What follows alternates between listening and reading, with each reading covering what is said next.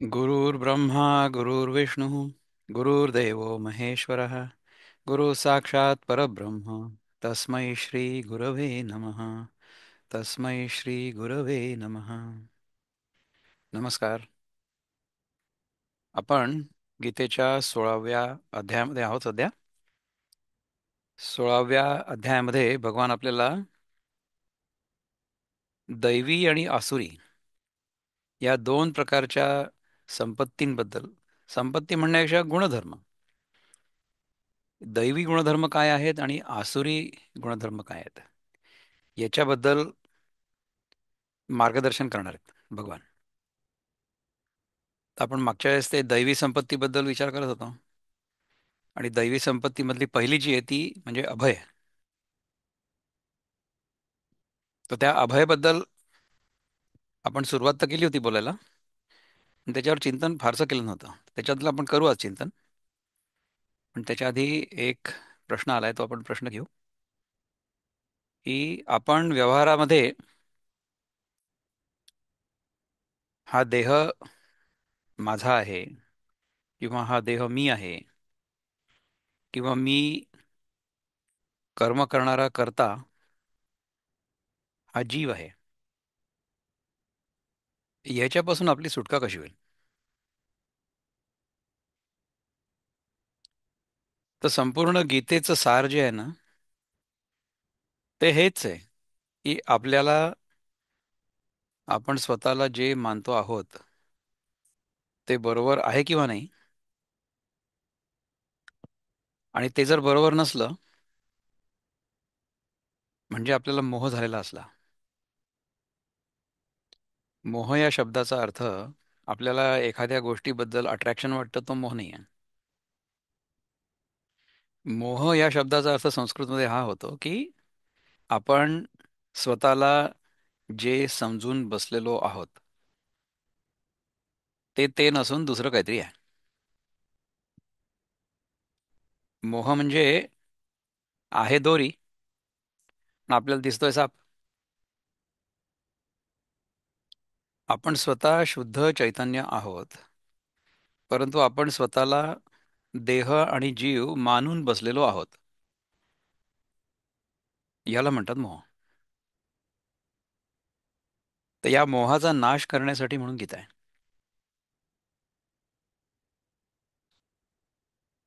गीतेची गदा जी आहे ना, ती मोहावर आहे. बाकी सगळ्या गोष्टी गीता जे सांगते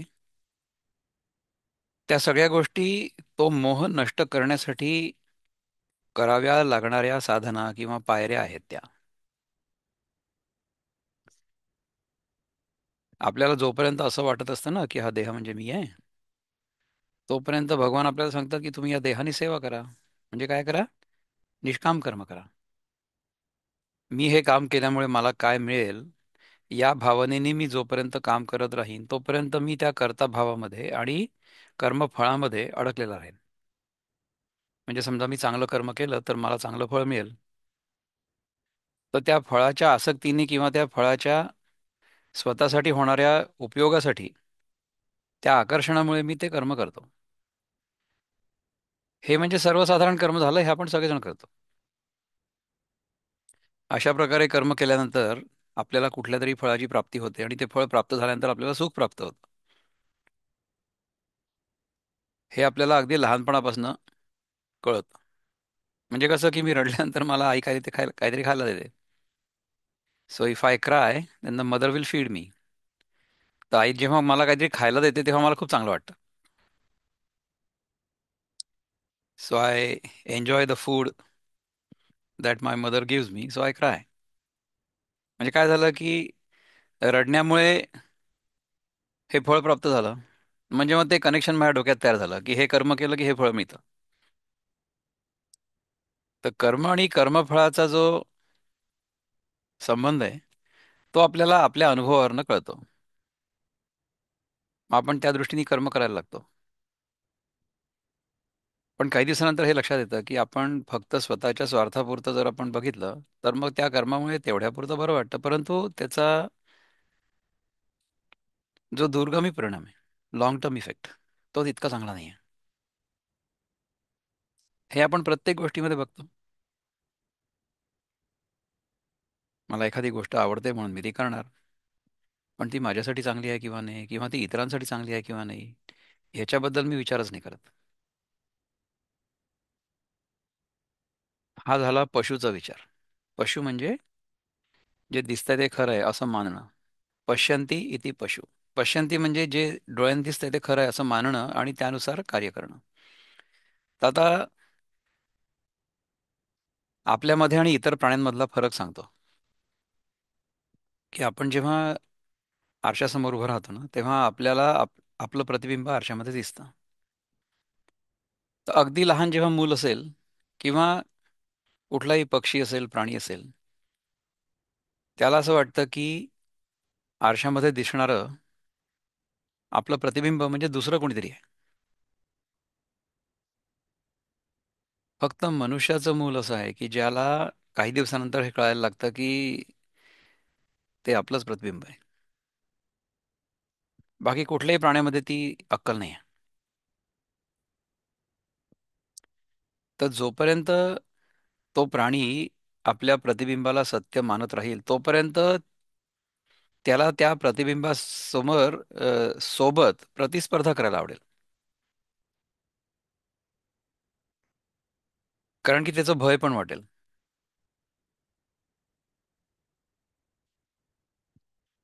समजा एखादी चिमणी आरशासमोर येते आणि ती बघते दुसरी चिमणी आहे, मग तिला वाटतं की ते दुसरी चिमणी आहे, मग आता हिच्यासोबत आपण काहीतरी लढायला पाहिजे, भांडण करायला पाहिजे. मग ती चिमणी त्या आरशावर चोची मारते. कधीपर्यंत मारते? जोपर्यंत तिची चोच पूर्णपणे रक्तबंबाळ होत नाही तोपर्यंत सुद्धा मारू शकते. पण ती चिमणी तर काही कुठे जात नाही. मग ती आरशाच्या मागे जाऊन बघून येते चिमणी, तिथे कोणी आहे का. तर तिथे तिला कोणी दिसत नाही. मग तिला खूप हुश्य वाटतं की गेली बाबा पिढा. नंतर जेव्हा पुन्हा येऊन बघते, तेव्हा मग दिसतं की ती चिमणी पुन्हा आली तिथे. ही कशी काय आली आता पुन्हा? आता हिला घालवायसाठी काय करायला पाहिजे? मग आता मी योगासनाचा क्लास जॉईन कर. योगासनं करायला लागली, आसनं, मेडिटेशन, ध्यान बिन, ते सगळं जेव्हा करायला लागते तेव्हा असं लक्षात येतं की ती आरशातली जी चिमणी आहे ना ती तितकंच चांगलं सगळं करते. तर भांडण करून तिला घालवून देता आलं नाही. योगासनं, ध्यान बिन करून तिला घालवून देता आलं नाही. मग आता काय करायचं? देवाची प्रार्थना करा. देवळात जा, की ही जी दुसरी चिमणी आहे ना देवा, हिला घालवून टाक. परत येऊन बघतो तर ती पुन्हा आहेच. देवाने काही माझं ऐकलं नाही. है ना? म्हणजे आपण काय केलं? कर्म केलं, ध्यान केलं, योगा केलं आणि नंतर भक्ती पण केली. पण तिन्हींनी ही चिमणी नाहीशी झाली नाही. मग आता काय करायचं? ती चिमणी नाही होऊ शकत नाही हे जर मला कळलं, तर मी तिला घालवायचा प्रयत्नच नाही करणार. तिला घालवायची गरज आहे का? अजिबात नाही आहे. ती घालवली का जाऊ शकत नाही? कारण की ती अस्तित्वातच नाही आहे. अस्तित्वात नाही असं कसं म्हणता तुम्ही? तर दिसते. हा, दिसते तर आहे. हो दिसते आहे पण ती अस्तित्वात नाही. जर आपल्याला असं कळलं की हे जे सगळं जग आहे, हे सगळं जग म्हणण्यापेक्षा everything we consider as the इदम. इदम म्हणजे धिस. धिस म्हणजे anything and everything other than myself which I can call as this. मग then I can call it this world. I can call it this body. I can call it this mind. तर ज्या ज्या गोष्टीला मी माझ्या व्यतिरिक्त आहे असं बघू शकतो, ती गोष्ट मी असू नाही शकत. ठीक आहे ना? पण आहे असं वाटतं तर आहे. मग आता काय करायचं? तुम्ही त्याचा उपयोग करून घ्या.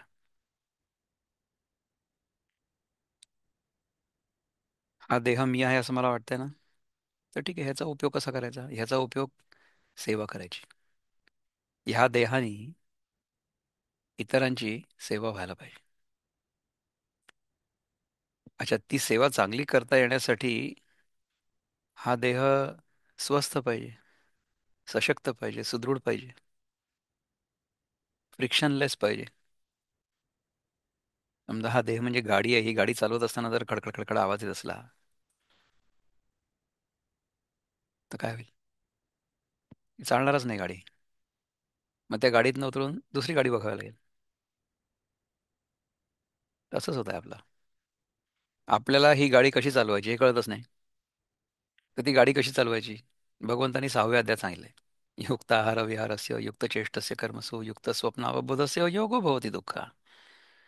तुम्ही जर आहार विहार विचार स्वप्न अवबोध या सगळ्या गोष्टी जर बरोबर समजला आणि बरोबर केल्या तर तुम्हाला दुःख स्पर्श करणार नाही. तर हे कसं करायचं? आपल्याला जर समजत नसेल तर कोणाला तरी विचारा. है ना? बरं, कोणाला विचारायचं? तर अशा व्यक्तीला विचारायचं की ज्याला त्याचा प्रत्यक्ष अनुभव असेल, ज्याला आपल्याकडनं काही नको आहे आणि ज्याला आपल्या हिताची चिंता आहे. असं कोण आहे? असं फक्त भगवंत एकच आहे. अगदी कलियुगात आपण जर बघितलं तर आईवडिलांना सुद्धा अशी अपेक्षा असते की म्हातारपणी आपल्या मुलांनी आपली काळजी घ्यावी. म्हणून आईवडील त्यांना चांगलं वागवतात, चांगलं पाळतात. ते झाल्यानंतर सुद्धा काही काही मुलं आईवडिलांना चांगली नाही वागवत किंवा त्यांचा सांभाळ नाही करत, असंही होऊ शकतं. आता काय करायचं? मग कदाचित आपण आपल्या आईवडिलांना तसं सांभाळलं नसेल किंवा मागच्या कुठल्या जन्मामध्ये तसं काही झालं असेल. त्यामुळे तसं होत आहे. असं होऊ शकतं. पण भगवंत जो आहे ना, तो आपला नेहमी सांभाळ करतो. केव्हा करतो? जर आपण त्याला अनन्य भावाने बघितलं तर. अनन्यान अनन्याश्चिंतयन्तो माम ये जनाः पर्युपासते तेषां नित्याभियुक्तानां योगक्षेमं वहाम्यहम्. जर अनन्य भावाने तू मला बघितलं, तू माझं चिंतन केलं. आता अनन्य भावाने तू माझं चिंतन केलं या शब्दाचा अर्थ असा होऊ शकतो की माझ्या व्यतिरिक्त दुसऱ्या कुणाचंही चिंतन तू करू नकोस. म्हणजे जर कृष्ण अर्जुनाला सांगतोय तर असं इंटरप्रिटेशन एक आहे की हे अर्जुना तू माझ्याशिवाय कुणाचंही चिंतन कधीच करू नको, म्हणजे मग मी तुझा योग आणि क्षेम चालवीन. म्हणजे काय की मी तुझा रथ सांभाळतोय. योग आणि क्षेम. योग म्हणजे एखादी गोष्ट जी नसेल ती मिळवून देणार आणि क्षेम म्हणजे जी वस्तू आहे ती सांभाळून ठेवणार. म्हणजे तुला कुठल्या गोष्टींची गरज आहे ते मला माहिती आहे, त्या मी तुला पुरवीन.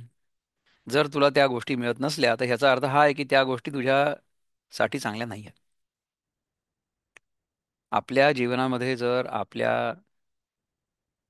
इच्छा पूर्ण झाल्या तर याचा अर्थ हा आहे की आपली आणि भगवंताची इच्छा एकत्र आली आणि त्यामुळे आपली इच्छा पूर्ण झाली.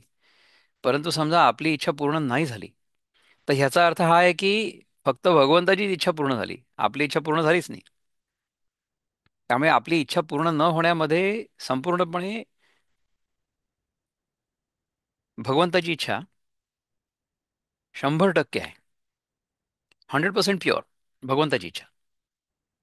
त्यामुळे आपली इच्छा पूर्ण न झाली तर आपण भगवंताचे आणखी जास्ती आभार मानायला पाहिजे की भगवंता ही माझी इच्छा तू पूर्ण नाही केली, याचा अर्थ इच्छा पूर्ण न करण्यामध्ये माझं कल्याण आहे. आपल्या लहान मुलांना आपण त्यांच्या सगळ्या इच्छा पूर्ण करत नाही. ते किती हट्ट करतात आपल्याकडे, तू हे दे ते दे ते दे. आपण सगळ्यांची इच्छा पूर्ण करतो का? सगळ्या इच्छा पूर्ण करतो का? नाही करत. का नाही करत? कारण की सगळ्या इच्छा पूर्ण करणं त्यांच्यासाठी चांगलं नाहीये. जी इच्छा आपण पूर्ण करत नाही आपल्या मुलांची, ती आपल्याला माहिती आहे की त्यांच्यासाठी चांगलं नाहीये म्हणून आपण ती इच्छा पूर्ण नाही करत. याचा अर्थ आपण त्यांचा द्वेष करतो असं आहे का? अजिबात नाहीये. आपल्याला हे कळतं जास्त की त्यांच्यासाठी चांगलं काय आहे. त्याचप्रमाणे आपली इच्छा जर पूर्ण नाही झाली तर भगवंताला कळतंय की आपल्यासाठी चांगलं काय आहे. म्हणून भगवंत आपल्या जीवनामध्ये असे प्रसंग घडवतो की जिथे आपली इच्छा पूर्ण होत आहे असं वाटत नाही. तर तेव्हा we have to be even more careful how we interpret that experience. अशा प्रकारे धक्के खात खात आपण एक दिवस हा विचार करायला भाग पडल्यासारखं होतं आपल्याला. हा विचार करण्या वाचून आपल्याकडे काही दुसरा उपाय नसतो, की हे सगळं जे चाललंय ते काय आहे. हे जेव्हा आपल्या जीवनामध्ये येतं ना, तेव्हा आपली खरी आध्यात्मिक यात्रा सुरू होते. जोपर्यंत आपण कर्म करत असतो, जोपर्यंत आपण योगा करत असतो, जोपर्यंत आपण उपासना करत असतो, तोपर्यंत आपली आध्यात्मिक साधना सुरू झालेली नसते. तोपर्यंत आपण त्या आध्यात्मिक साधनेची सगळी जी पूर्वतयारी आहे ती करत असतो.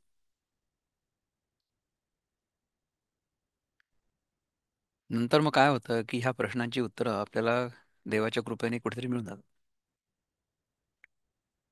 आपल्याला असं वाटतं, की ज्या माणसाने ही उत्तरं आपल्याला दिली तो आपला गुरु. अद्वैतामध्ये तसं काही होत नाही. आपला गुरु जो आहे तो आपल्या आतमधली जी जाणून घेण्याची इच्छा आहे आणि क्षमता आहे, तो आहे. त्याचं प्रगटीकरण बाहेर दिसणाऱ्या गुरुमध्ये होतं. That is all that happens. जर आपल्याला हे कळलं, की बाहेरचा जो गुरु आहे तो आपल्यामधल्या शिकण्याच्या क्षमतेचा किंवा शिकण्याच्या इच्छेचा मूर्तिमंत पुतळा आहे, त्याच ऑल.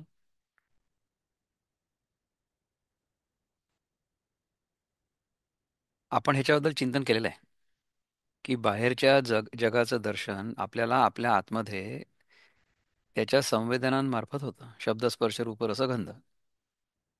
तर माझ्या मनामध्ये तर संवेदनाच होते फक्त.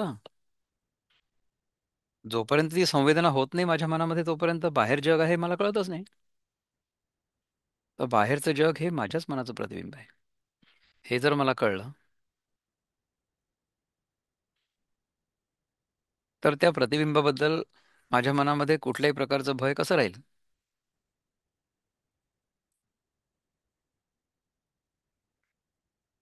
आपण काय करतो, की त्या प्रतिबिंबाला खरं मानतो. आपला देह आणि आपलं मन हे देखील आपलंच प्रतिबिंब आहे. It's only a manifestation. तर व्यावहारिक जगामध्ये आपण अनेक प्रकारची पात्र रंगवतो. म्हणजे सध्या या क्षणी मी गीता आणि ज्ञानेश्वरी अभ्यासकाचं पात्र रंगवतोय हे मला कळतंय. पण तो खरा मी नाहीये हे पण मला कळतंय. हे पात्र रंगवताना खूप आनंद होतो, किंवा ह्या पात्राविषयी जेव्हा लोक चांगलं बोलतात तेव्हाही आनंद होतो. कधी कधी या पात्राविषयी लोक चांगलं नाही बोलत, निंदा करतात. तुम्हाला काय कळतं? तुम्हाला हे बोलण्याचा अधिकारच नाही. तुम्ही पहिले जाऊन कोणातरी गुरुकडे जाऊन शिका. आता समजा गुरु आमच्या जीवनात नाही आला आमच्या नशिबाने, तर आम्ही काय ह्या मार्गावर पुढे जाणारच नाही का?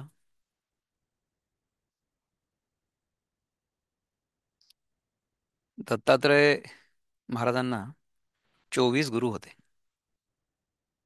त्यांना कोणीतरी विचारलं की तुमचे गुरु कोण? त्यांनी सांगितलं की माझे 2 डझन गुरु आहेत. आमचे गुरुजी सांगतात, ते म्हणतात की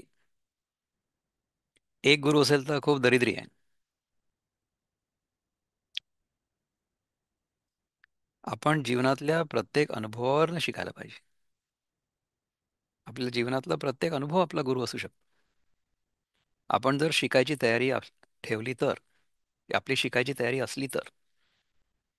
आणि तयारी म्हणण्यापेक्षा पात्रता सुद्धा पाहिजे ना. तयारी असेल पण पात्रता नसेल तर काय करायचं? त्यामुळे आपल्याला आपली जी शिकण्याची पात्रता आहे ती वाढवायची आहे, आणि तयारी नेहमीच ठेवायची आहे. तयारी 100% पाहिजे. पात्रता 100% नसेल कदाचित. पात्रता जेवढी असेल तेवढं आपल्याला मिळेल. आणि एक एक एक एक करत आपण पुढे जाऊ. जे आपल्याला समजतंय पहिले त्याच्यावर काम करू, आणि मग पुढे जाऊ. असं करत शेवटी आपल्याला आपण कोण आहोत हे ओळखायचं आहे. तर मागच्या अध्यायात भगवंतांनी सांगितलं की आपण कोण आहोत. आपला जो खरा मी आहे तो पुरुषोत्तम आहे. तो म्हणजे या द्वैताच्या आभासाच्या पलीकडे. उत्तमः पुरुषः तु अन्यः परमात्मा इति उदाहरता यो लोकत्रयमाविश्य विभर्ती अव्यय ईश्वरः. हे कळल्यानंतर काय होईल? इति गुह्यतमं शास्त्रम् इदम् उक्तं मया नघ एतद् बुद्ध्वा बुद्धिमान स्यात् कृतकृत्यश्च भारत. करायचं काही उरणार नाही. करायचं काही उरणार नाही कशा करता, कोणा करता? स्वतः करता, म्हणजे संकुचित स्वार्था करता. परंतु कर्म तर घडत राहील आपल्या हातनं. कर्म म्हणण्याशिवाय क्रिया होत राहतील. कर्म नाही घडणार कारण की करता नाही आहे तिथे.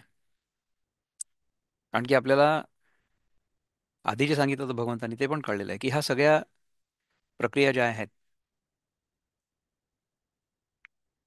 सापेक्ष जगामधल्या, त्या सगळ्या प्रक्रिया प्रकृतीच्या गुणांच्या एकमेकांशी होणाऱ्या संपर्कामुळे होत आहेत.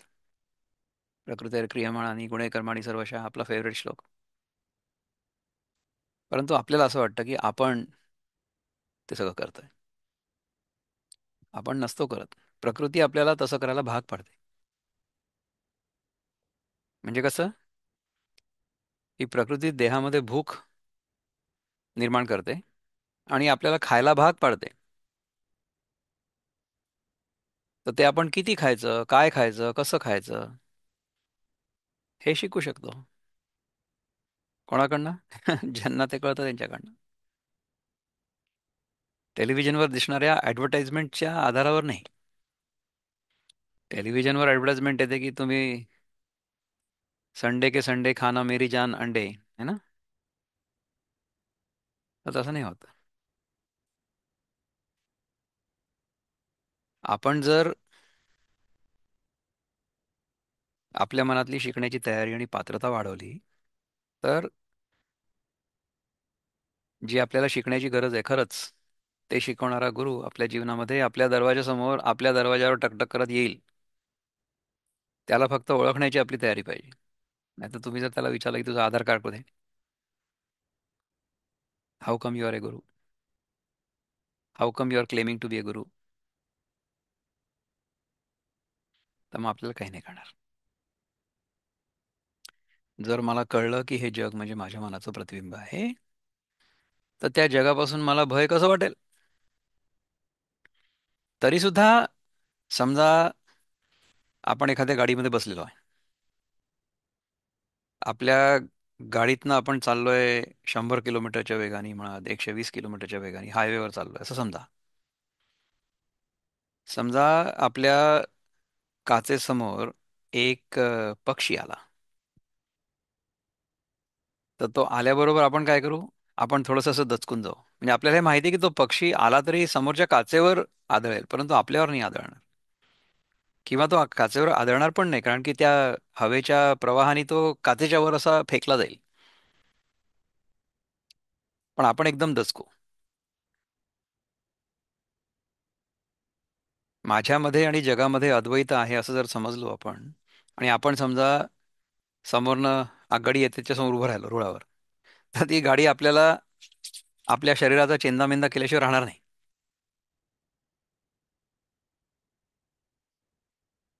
असाच एक अद्वैती होता. त्याच्या गुरुकडनं तो शिकला होता की सगळं अद्वैत आहे, सगळं ब्रह्मच आहे. हं? तो गावामध्ये फिरायला गेलेला असताना दुसऱ्या बाजूने एक हत्ती येत होता. आणि तो हत्ती त्या माहुताचं ऐकत नव्हता.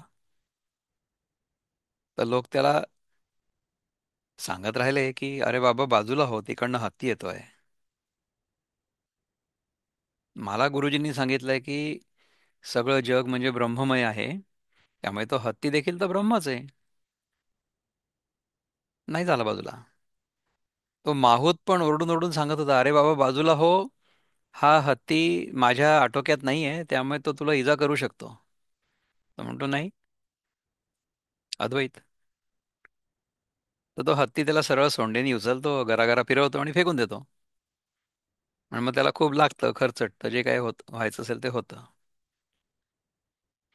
मग तो जेव्हा परत आश्रमात जातो तेव्हा गुरुजींना सांगतो हे सगळं. तर गुरुजी म्हणतात की सगळं जग जर ब्रह्ममय आहे, तर मग तुला ज्या माणसाने सांगितलं की तू तिथून बाजूला हो, तो ब्रह्म नव्हता का? त्या ब्रह्माचं तू का नाही ऐकलं?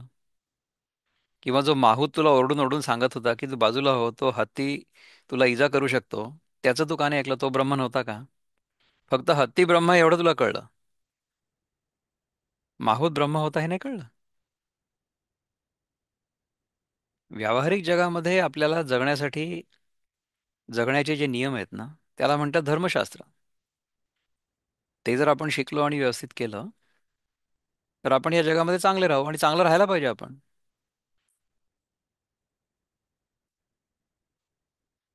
तर आपल्याला ह्या व्यावहारिक जगामध्ये, सापेक्ष जगामध्ये राहण्यासाठी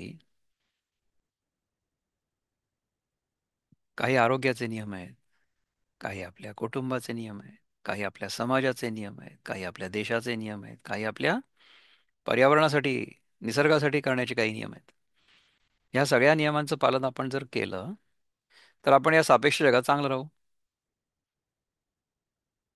आणि मग आपल्याला हे पण समजायला मदत होईल की हे सगळंच्या सगळं सापेक्ष जग माझ्या मनाचं प्रतिबिंब आहे फक्त.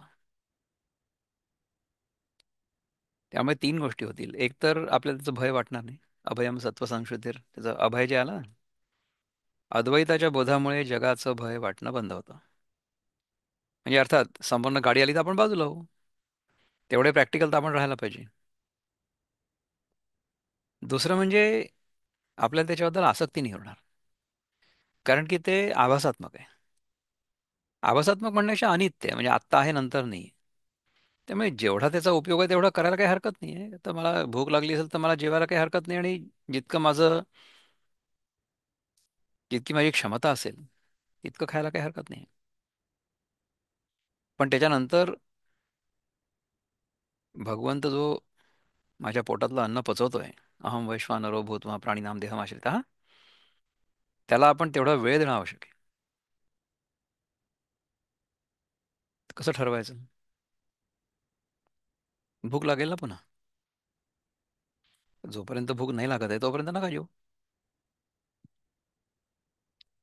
एखाद दिवशी पुरणाची पोळी मला खूप आवडते, म्हणून मी दोनाच्या ऐवजी 4 पुरणाच्या पोळ्या खाल्ल्या. खूप छान वाटलं.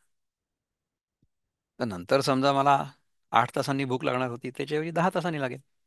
मग थांबा 10 तास.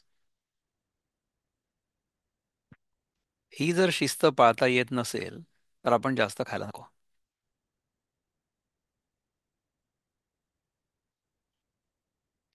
आणि जेव्हा आपल्याला आपलं स्वास्थ्य दुरुस्त करायचं असेल, तेव्हा जे पथ्य पाळायला सांगितलं जाईल, कोणाकडनं?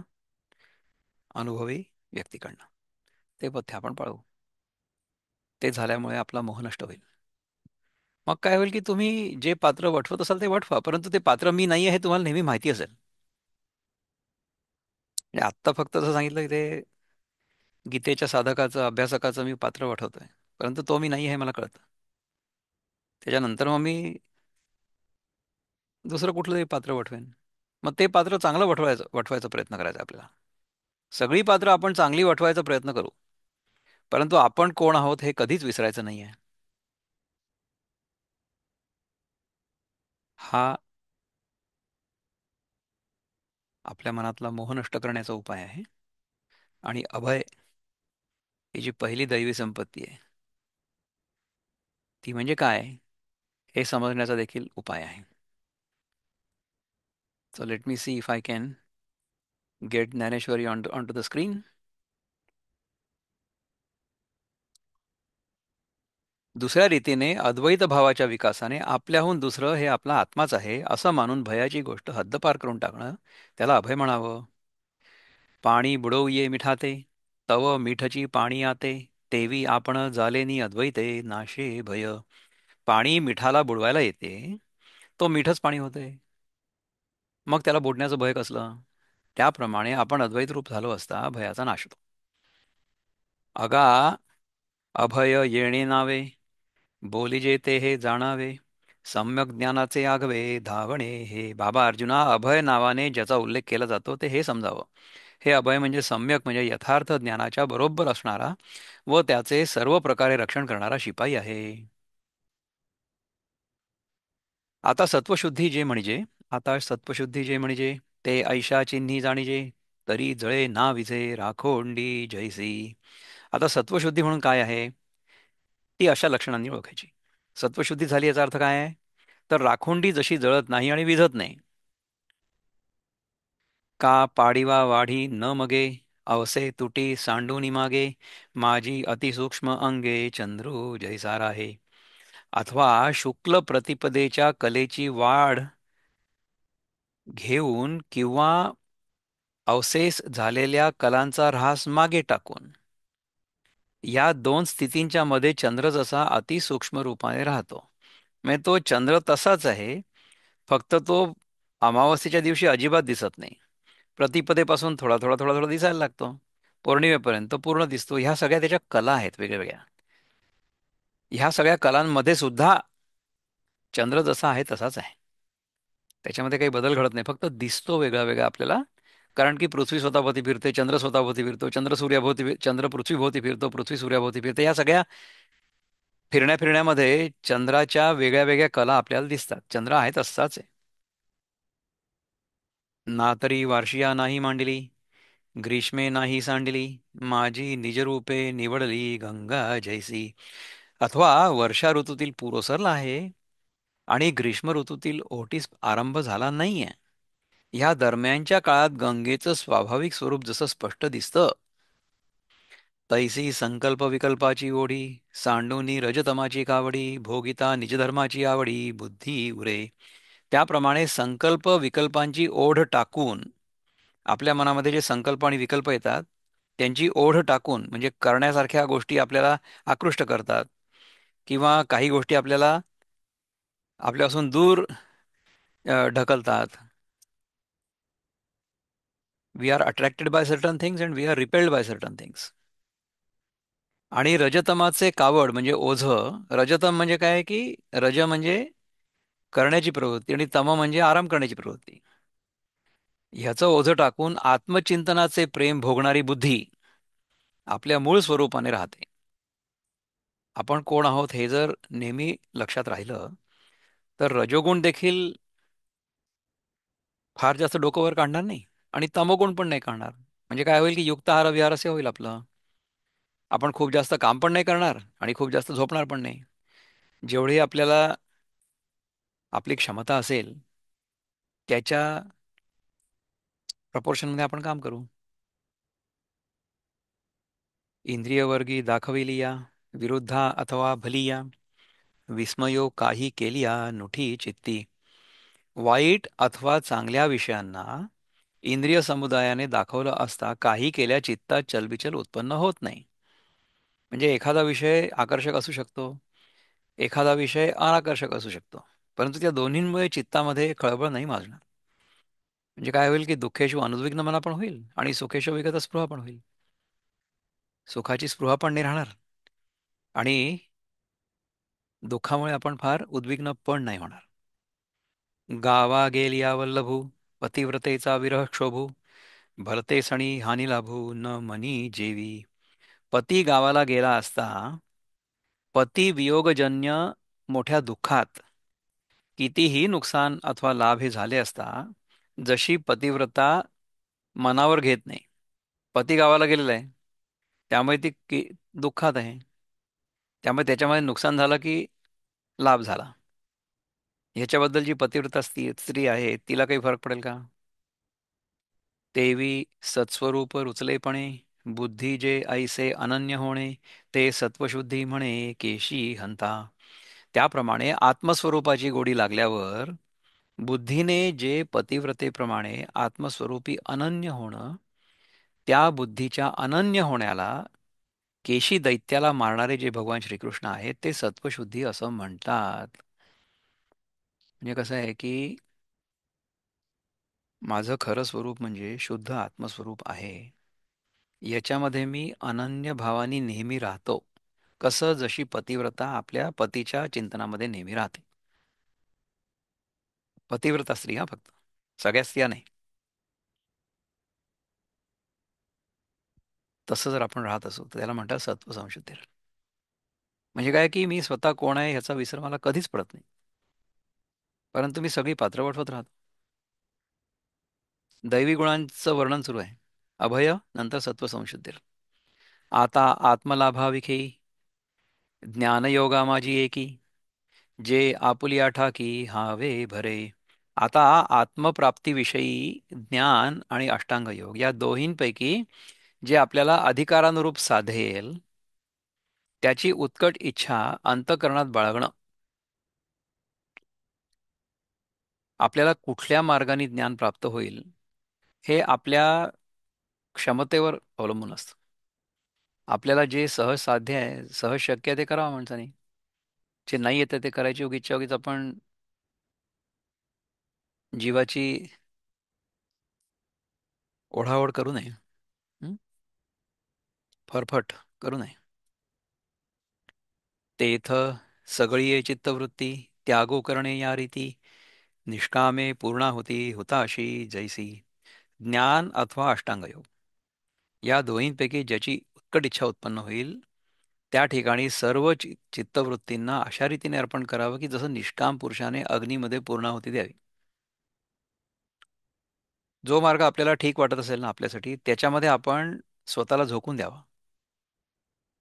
का सुकुळीने आपुली आत्मजा सत्कुळींची निधली, हे असो लक्ष्मी स्थिरावली मुकुंदी जैसी. अथवा ज्याप्रमाणे कुलवान पुरुषाने आपली मुलगी चांगल्या कुळातच दिली, हा दृष्टांत राहू द्या. ज्याप्रमाणे लक्ष्मी भगवंताच्या ठिकाणी स्थिर झाली त्याप्रमाणे आपण ज्ञानामध्ये म्हणा किंवा योगामध्ये आपल्याला जे जमत असेल त्याच्यामध्ये स्थिर व्हावं.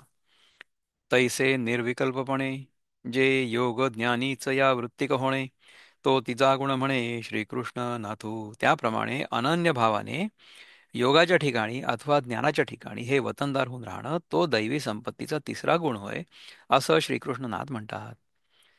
आता देहवाचा चित्ते यथा संपन्ने वित्ते, वैरी जालियाही आर्ता ते न वंचणे जे का.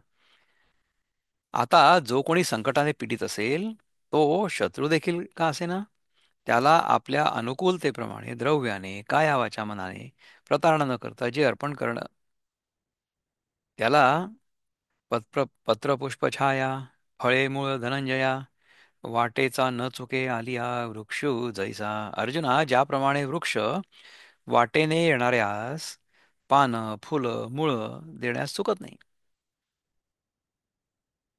तितक्या स्थितीपर्यंत आपण आलेलो नाही आता. पण जी आदर्श स्थिती आहे ती भगवंत सांगतायत. तैसे मनोनी धनधान्यवरी विद्यमाने आल्या अवसरी, श्रांताची ये मनोहारी उपयोगा जाणे. त्याप्रमाणे मनापासून धनापर्यंत जे काही आपल्याला प्राप्त असेल त्या योगाने प्रसंगानुसार पीडेने श्रमलेल्यांना मनाला आनंद देईल अशा प्रकारे उपयोगास येणं. आपलं जीवन जर जगाच्या उपयोगाला पडणार नसेल तर जगाला आपल्या जीवनाची काहीही किंमत नाही. तया नाव जाण दान दे जे मोक्ष निधानाचे अंजन, हे असो आईक चिन्ह दमाचे ते. त्याला दान म्हणावायचं असं समज. ते दान मोक्षरूपी ठेवा दाखवणारं अंजनच आहे. हे दानाचं लक्षण पुरे. आता दमाचं लक्षण ऐक. तरी विषयेंद्रिया मिळणी करुनी घापे वितुटणी, जैसे तोडीजे खड्गपाणी पारखेया. तर विषयांशी इंद्रियांच्या झालेल्या एकतानतेची जी ताटातूट करून ठेवावी त्याला दम म्हणतात. ज्याप्रमाणे माती मिसळलेल्या गढूळ पाण्यात निवळीचे बी घातले तर ते पाण्यातील माती तळास नेऊन स्वच्छ पाण्यास अलग करते. आता पुन्हा एकदा वाचूया. हं? विषयांशी इंद्रियांच्या झालेल्या एकतानतेची जी ताटातूट करून ठेवावी त्याला दम म्हणतात. विषयांच्या इंद्रियांशी झालेल्या एकतानतेची म्हणजे काय की they are in sync, they are join together. समजा इंद्रिय आणि विषय एकत्र आले तर एक प्रकारचं सुख तयार होतं. तर त्यांची ताटातूट करून म्हणजे इंद्रियांना विषयांपासून वेगळं ठेवून, इंद्रियांना विषयांपासून जर आपण वेगळं ठेवू शकलो तर त्या गोष्टीला दम म्हणतात. दम म्हणजे इंद्रियांचं दमन. आपल्यामध्ये किती दम आहे हे प्रत्येकाने स्वतः स्वतः ठरवावं. ज्याप्रमाणे माती मिसळलेल्या गढूळ पाण्यात निवळीचं बी घातलं म्हणजे काय ॲलम असतं ना, तुरटी, ती जर फिरवली तर त्यातला जो गाळ असतो तो खालती बसतो. हे अलग होतं, वेगळं होतं. त्याप्रमाणे इंद्रियांपासून आपल्याला विषयांना वेगळं करायचं. तैसा विषय जातांचा वारा, वाजो नेदिजे इंद्रियद्वारा, ये बांधोनी प्रत्याहारा हाती वोपी. त्याप्रमाणे कोणत्याही विषयाचा वारा इंद्रियांच्या द्वारात वाहू देत नाही. म्हणजे काय की विषयांचा आणि इंद्रियांचा संबंध घडू देत नाही. इंद्रियांना नियमाने जखडून प्रत्याहाराच्या हातात त्यास कायमचे देऊन टाकतो. प्रत्याहार म्हणजे काय? अष्टांग योगामधले हे सगळे आहेत. यम म्हणजे काय करू नये, नियम म्हणजे काय करावं, आसन म्हणजे कसं बसावं, प्राणायाम म्हणजे प्राणांचं संतुलन कसं ठेवावं, आणि मग पाचवं अंग म्हणजे प्रत्याहार. प्रत्याहार म्हणजे प्रति आहार. आहार म्हणजे आने दो. प्रत्याहार म्हणजे मत आने दो. प्रत्याहार म्हणजे इंद्रियांचं दमन. अष्टांग योग आहे. ते झालं तरच मग धारणा ध्यान समाधी होईल. शेवटची तीन अंग.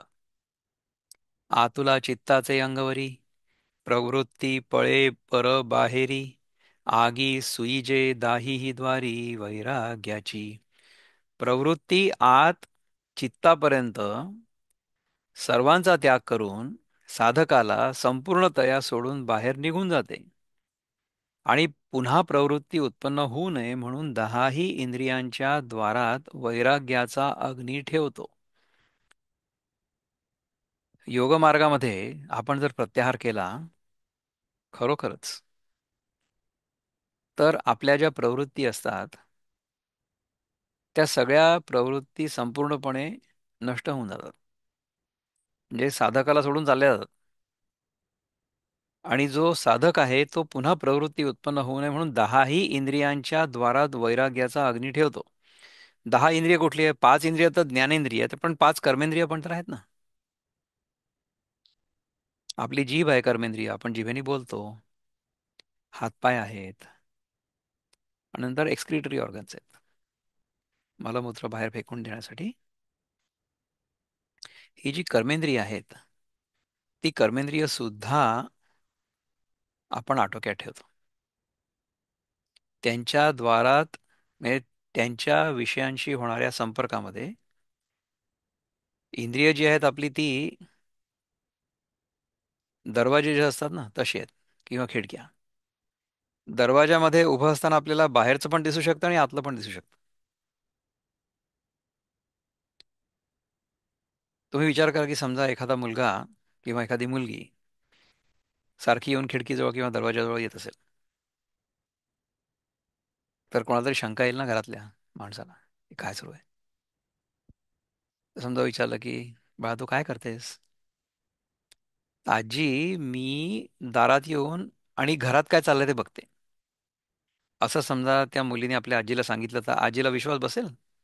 आजी काय म्हणेल? "ओ या शुअर, तुझ्यासारख्या पुष्कळ पाहिल्यात मी."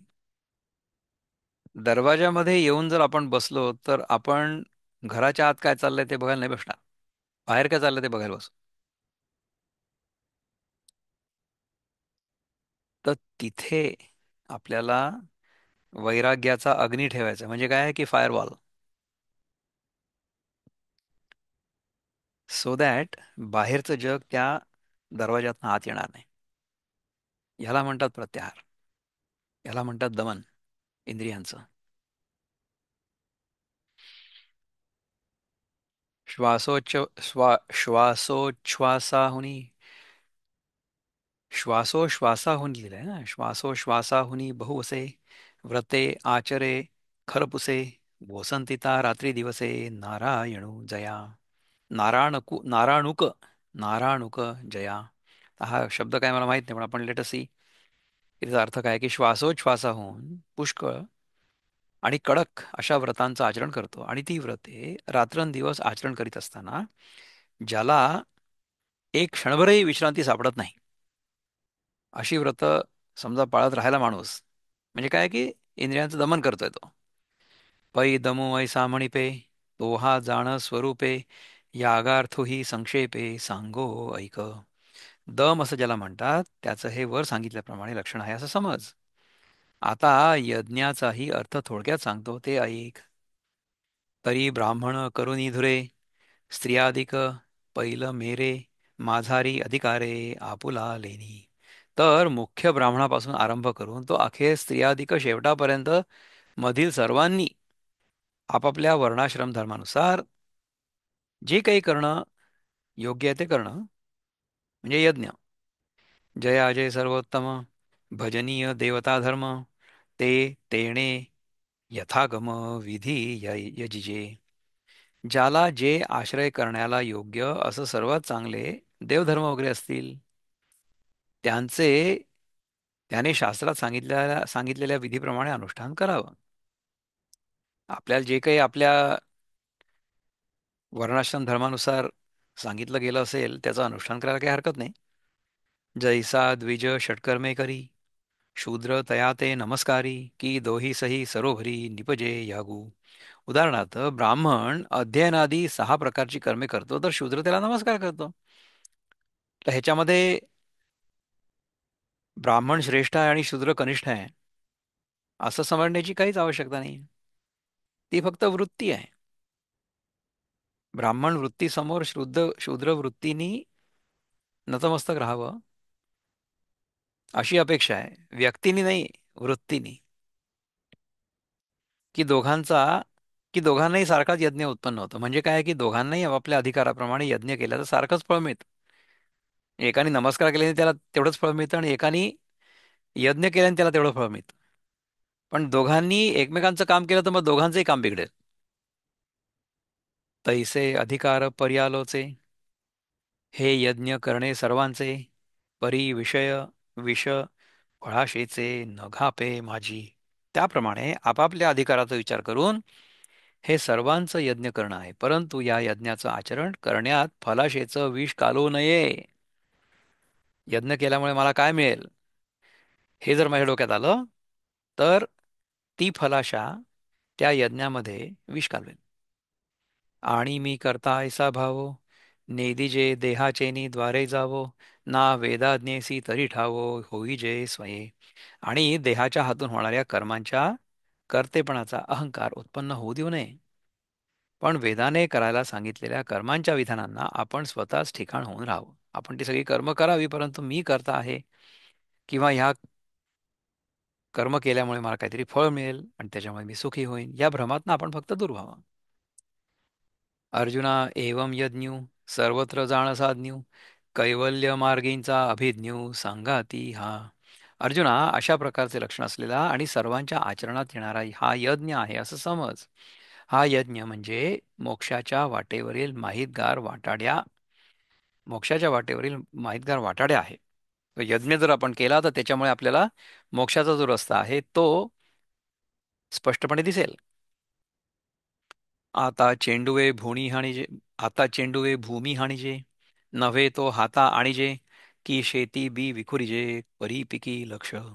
आता चेंडू जमिनीवर आपटावायचा तो चेंडूने जमिनीला मारण्याकरता नव्हे, तर तो चेंडूला उशी येऊन तो आपल्या हातात परत यावा म्हणून. अथवा शेतात जे बी पेरायचं ते नुसतं बी फेकणं नसतं, परंतु त्या फेकण्यामध्ये पिकावर नजर असते. ना तरी ठेविले देखावया, आदर कीजे दिविया, का शाखा फळे यावया सिंपिजे मुळ. अथवा अंधारात ठेवलेली वस्तू दिसण्याकरता असा दिवा हातात घ्यावा, अथवा फांद्या फळे येण्याकरता ज्याप्रमाणे वृक्षांच्या मुळांना पाणी घालावं. हे बहु असो आरिसा, आपण पे देखावया जैसा, पुढत पुढती बहु असा उटीजे प्रीती. हे फार बोलणं राहू दे. ज्याप्रमाणे आपण आपल्याला पाहण्याकरता आरसा आवडीने वारंवार पुष्कळ स्वच्छ करावा, तैसा वेद प्रतिपाद्य जो ईश्वरू, तो होवावया लागी गोचरू, श्रुतीचा निरंतरू अभ्यासू करणे. त्याप्रमाणे श्रुतींनी ज्याचं प्रतिपादन केलं असा जो ईश्वर त्याचा साक्षात्कार होण्याकरता श्रुतींचा नेहमी अभ्यास करणं. So we have to keep studying all the time. स्वाध्याय we have to continue, which we are doing right now. तेची द्विजासीच ब्रह्मसूत्र, येरा स्तोत्र का नाममंत्र, आवर्तवणे पवित्र पावावया तत्व. पवित्र आत्मतत्व पावण्याकरता द्विजांनीच ते ब्रह्मसूत्र घोकावं किंवा त्याचा अभ्यास करावा. इतरांनी स्तोत्र किंवा नाममंत्र घोकावेत. ज्यांना जो अभ्यासक्रम साध्य होऊ शकतो किंवा झेपू शकतो, आजकालच्या भाषेत सांगायचं तर, म्हणजे ज्याची पात्रता नाही आहे, ज्याचा अधिकार नाही आहे, त्याला जर तुम्ही ब्रह्मसूत्र समजावून सांगण्याचा किंवा ब्रह्मसूत्र वाचायचा आग्रह केला, तर त्याला ते झेपेल का? विनोबा प्रवचनांमध्ये एका जागी म्हणतात की पेढे आणि बर्फी पचत नाही आणि साधं दूध रुचत नाही, अशी आपली अवस्था आहे. म्हणजे आपल्याला समजा ब्रह्मसूत्र वगैरे वाचायला सांगितलं किंवा अभ्यास करायला सांगितलं तर आपल्याला कदाचित ते कळणारच नाही. आणि स्तोत्र नामजप वगैरे करायला सांगितलं तर ते आपल्याला आवडणार नाही. म्हणजे काय आहे की ते मिठाई पचत नाही आहे आणि साधं दूध जे आहे ना ते आवडत नाही. ब्रह्मसूत्र झेपत नाही, ब्रह्मसूत्र समजतच नाही. मग ठीक आहे, नाम जप करा, ते सोपं आहे, मंत्र म्हणा. हां, ते आवडत नाही. Below my dignity. So half the work is beyond my capacity आणि half the work is below my dignity. So therefore I am 100% useless, असं आमचे आजोबा सांगायचे. असे जर आपण राहिलो तर आपली प्रगती इम्पॉसिबल आहे. पार्थागा स्वाध्यायो स्वाध्यावो. कसं लिहिलं पहा मराठी. बोलीजे तोहा म्हणे देवो, आता तप शब्दाभिप्रावो ऐक सांगो. अर्जुना, स्वाध्याय म्हणून जो म्हटला होता तो हा, असं देव म्हणतात. आता तप या शब्दाचा अभिप्राय सांगतो, ते ऐक. तरी दाने सर्वस्व देणे, वेचणे ते व्यर्थ करणे, जैसे फळोनी स्वये सुकणे इंद्रावणी जेवी. तर दान म्हणजे सर्वस्व देणं. दानामध्ये जो खर्च करायचा तो व्यर्थ करावायचा, म्हणजे त्याच्या फलाची आशा टाकावायची. ज्याप्रमाणे वनस्पती स्वतः फळून सुकते, म्हणजे ती जशी फलाशा टाकून व्यर्थ जाते, तसे फलाशा टाकून दान व्यर्थ करावायचे. नाना धूपाचा अग्निप्रवेशू, कनकी तुकाचा नाशू, पितृपक्षू पोषिता ऱ्हासू, चंद्राचा जैसा. अथवा धूपाचा अग्नीत प्रवेश झाल्यावर धूप नाहीसा होतो. हिणकस सोन्याला शुद्ध करण्यात त्याचं वजन कमी होत जातं. अथवा पक्ष वाढत असताना चंद्र जसा कमी कमी होत जातो. तैसा स्वरूपाची या प्रसरा, लागी प्राणेंद्रिय शरीरा, आटणी करणे जे वीरा तेची तप. त्याप्रमाणे अर्जुना, आत्मानुभवाच्या विकासाकरता प्राण, इंद्रिय आणि शरीर यांची जी आटणी करायची, म्हणजे प्राण आणि शरीर यांना आत्मप्राप्तीच्या मार्गात झिजवायचं, तेच तप होय. तप म्हणजे काय आहे की आपण स्वतः कोण आहोत ह्याचा शोध घेत असताना शरीराला जे कष्ट होतील ते कष्ट सहन करायचे. त्याला काय म्हणतात माहिती आहे का? त्याला म्हणतात उपवास. उपवास म्हणजे to stay very close. So if I want to really realise who I am, मला जर मी स्वतः कोण आहे ह्याचा बोध व्हावा अशी इच्छा असेल, तर त्याच्यासाठी मला उपवास करणं आवश्यक आहे. म्हणजे काय? Intermittent fasting. पण आपण करतो काय? Intermittent eating. So we cannot realise our own true self if we are doing intermittent eating. अथवा अनारिसे, तपाचे रूप जरी असे, तरी जाणत जेवी दुधी हसे सुदली चाचू. अथवा वर सांगितलेल्या तपाच्या स्वरूपापेक्षा जर काही तपाचं दुसरं स्वरूप असेल, तर ते दुधामध्ये, जलमिश्रित दुधामध्ये हंसाने जशी चोच घालावी तसं आहे. म्हणजे हंस जसा दूध आणि पाणी आपल्या चोचीने वेगळं करतो, तैसे देहजीवाची मिळणी, जो उदयजत सूये पाणी, तो विवेक अंतःकरणी जाग विजे. त्याप्रमाणे जो उत्पन्न होताच देह आणि आत्मा यांच्या कालवाकालवीत हात घालतो आणि पाण्यापासून हंसाची चोच ज्याप्रमाणे दुधास अलग करते, त्याप्रमाणे आत्म्याला देहापासून समजुतीने अलग करतो. So it's only an understanding की आत्मा कोण आहे आणि अनात्मा कोण आहे. तो आत्मानात्म विचार आपल्या अंतःकरणात सारखा जागृत ठेवावा. दॅट इज तप. पाहता आत्मयाकडे, बुद्धीचा पैसोसाकडे, सनिद्र स्वप्न बुडे जागणी झैसे. हा 111वी ओवी आहे. अनात्म पदार्थात पांगलेली जी बुद्धी, तिचा संकोच होणं कठीण आहे. परंतु ती बुद्धी आत्म्याला पाहायला लागली असता तिचा संकोच होतो. ती एकवटून अंतर्मुख होते. कसं तर जागृतीमध्ये निद्रेसकट स्वप्न नाहीसे होते तसं. आपली जी बुद्धी आहे ना, ती बुद्धी सध्या जगातल्या सगळ्या वस्तूंकडे आहे. त्यामुळे ती अनेकाग्र आहे सध्या. तर तिचा संकोच करून आपल्याला स्वतःमध्ये आणायची. कशी? जसं आपण जागं झालो की स्वप्न आणि निद्रा दोन्ही नाहीशा होतात. त्याप्रमाणे बुद्धी सुद्धा अनेकाग्र असते, ती एकाग्र होते. आणि ती अशी आपल्याला करायची आहे. We want to do it that way. तैसा आत्म पर्यालोचू प्रवर्ते जो साचू तपाचा हा निर्वेचू धनुर्धरा. त्याप्रमाणे अर्जुना, जो आत्मानात्म विचार चालू होतो हाच तप या शब्दाचा वास्तविक अभिप्राय आहे. तप म्हणजे काय आहे की आत्म आणि अनात्म, नित्य आणि अनित्य, ह्या दोन गोष्टींचा विवेक आपल्या डोक्यामध्ये नेहमी जागृत असणं.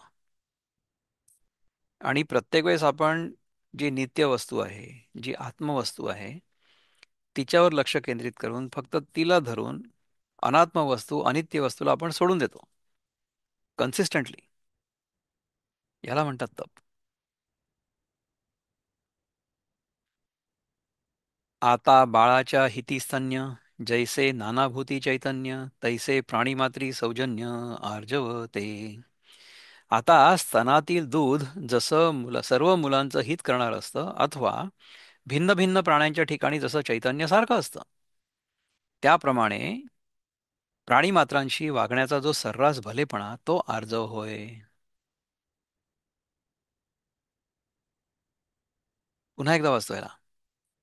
स्तनातील दूध जसं सर्व मुलांचं हित करणारं असतं,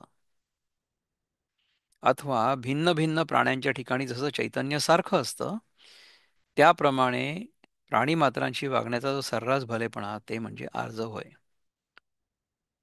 सगळ्या प्राणीमात्रांशी आपण आपलेपणाने, चांगुलपणाने कसं वागू? जर आपल्याला ते सगळे प्राणी मात्र आपल्यापेक्षा वेगळे नाही आहेत असं कळलं तर, आपल्याला जर हे सगळंच्या सगळं जग आपलंच प्रतिबिंब आहे असं कळलं, आपल्यापेक्षा वेगळं आहे असं नाही वाटलं, तर त्या जगाबद्दल आपल्या मनामध्ये आपलेपणा आपोआप निर्माण होईल. ज्याप्रमाणे आईच्या पोटातून जेव्हा एक छोटंसं बाळ बाहेर निघतं, तेव्हा त्या मुलाकडे ती आई आपल्यापेक्षा वेगळं म्हणून बघतच नाही. तिला असं वाटतं की हे म्हणजे आपल्याच अस्तित्वाचं एक्सटेन्शन आहे.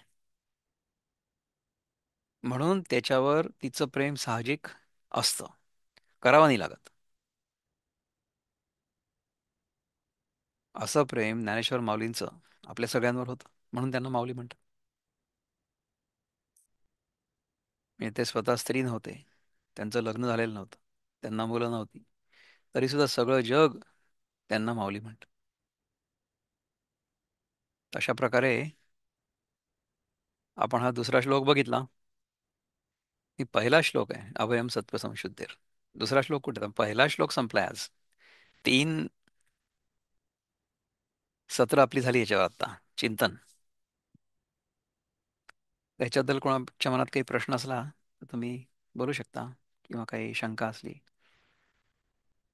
त्या शंकेचं समाधान मी करीनच याची खात्री नाही. मला सगळ्या प्रश्नांची उत्तरं येतात ही खात्री नाही. ज्या प्रश्नांची उत्तरं येत नाहीत त्या प्रश्नांची उत्तरं आपण सगळे मिळून शोधून काढू, आपल्या गुरुजींना विचारू, म्हणजे ज्ञानेश्वर महाराज, श्रीकृष्ण भगवान, ज्यांचे आपण प्रभुपाद, ज्यांचे आपण ट्रान्सलेशन वाचतोय, विनोबा भावे, किंवा आपले बंधू किशोर कुलकर्णी.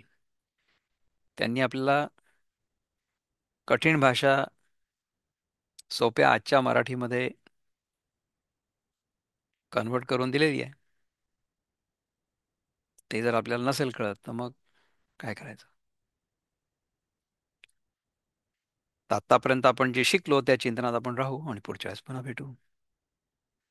ओम पूर्णमद पूर्णमिदं पूर्णात् पूर्णमुदच्यते पूर्णस्य पूर्णमादाय पूर्णमेवावशिष्यते.